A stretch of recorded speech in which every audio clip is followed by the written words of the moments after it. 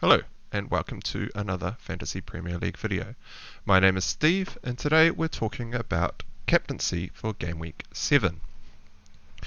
Now I've just done a video about aggressive transfers that has been released, and in that I noted that there are potentially postponements this weekend due to the passing of the Queen. We have not yet heard whether or not fixtures are going forward, but assuming they are, this is what I think about captaincy for this week. Now, in that aggressive transfer video, I do discuss my planned transfers this week, is involving getting rid of Salah and Luis Diaz. Now, Salah is actually a captaincy candidate for this game week, what is being considered by quite a few managers out there.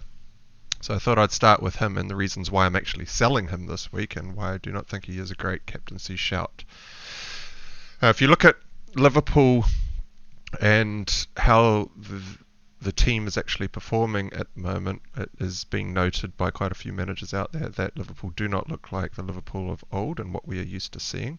And the reason for this, I believe, is actually very similar to what Manchester United have been facing up until their latest transfers, and that being that having an out and players in the middle of the park that actually have Premier League experience, know how to dictate play, know the speed at which passes need to move and whatnot, has a massive effect on the overall performance of the team. And although Liverpool's midfield is currently working hard, it is a bunch of second stringers that are probably not yet ready to stand on their own 2 feet in the Premier League, and the attack is suffering as a result. Liverpool also being put under a lot more pressure in terms of teams that are setting out to counter-attack. They are not being slowed down by any of the midfield men. Just go and have a look at the Napoli game and see how easy Napoli work the ball through the midfield and into their forwards to start generating an attack. They basically just walk through their midfield and it is well too easy. Wolves also earlier in the season played Tottenham about game week 2 or 3, and they had a strategy of hold the ball and literally walk ever so slowly up the pitch. No counter-attack, nothing like that. They're just going to hold on to the ball and frustrate their opposition. I believe this is what they will do against Liverpool again. And considering that we still see the likes of Thiago and Matip coming back from injury, they're not yet ready to start, you'll probably find that Liverpool will not have as much possession of the ball as they are used to, and this affects Salah's captaincy and actual output in quite a big way. Salah is not a clinical finisher. He needs a volume of shots in order to convert, whereas if you look at the likes of, say, Jamie Vardy or Heung-min Son, those lads will get a couple of opportunities and usually sink them. Salah is actually a man who requires lots of opportunities to shoot in order to score a couple, and I do not see this happening against this fixture for Wolves. Liverpool also play Chelsea the following game week 2, which is also why I am transferring out Salah and Diaz this game week, but obviously this has nothing to do with the captaincy. I suspect that Wolves will probably win this 1-0. It might even be a drawless, a goalless draw in this game. It will be quite interesting to see what happens. It will definitely depend on whether or not Thiago starts and how many minutes he can manage, and whether or not he can actually play at the full, with his full fitness behind him, which I do not think is quite there yet. And so I do not see Salah as a great captaincy shout for the weekend. Now, the captaincy this weekend, I think, really does fall between Haaland and Jesus. Now, I'll start with Jesus because he is actually my vice-captain this week. Arsenal are still looking very fluid in attack. They did play very well against Manchester United. There were a few opportunities to score. Martinelli even finished a goal that was disallowed. They're still looking the business.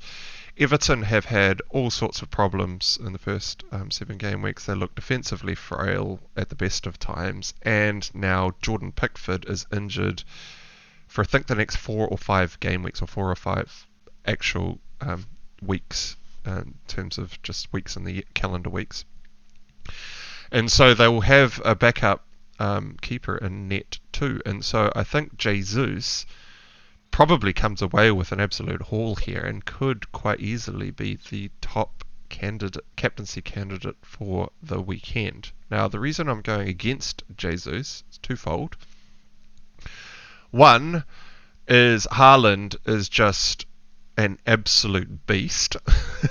I know he's playing a much harder opposition this week in Tottenham, but I honestly believe that Man City are probably going to roll Spurs here.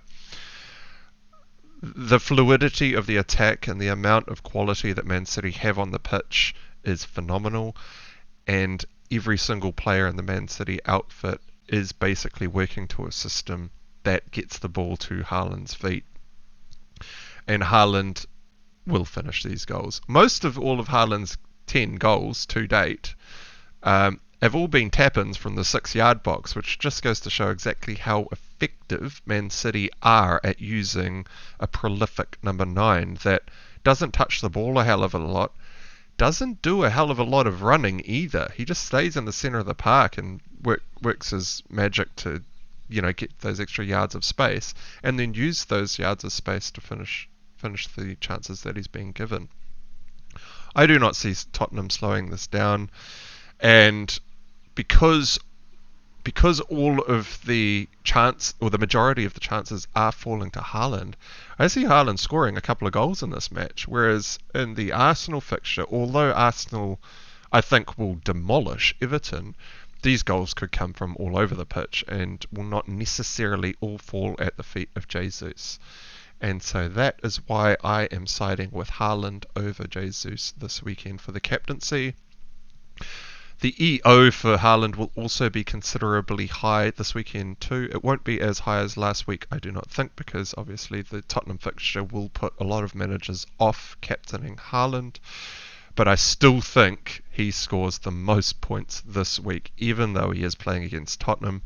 I think Man City will just have way too much for them and probably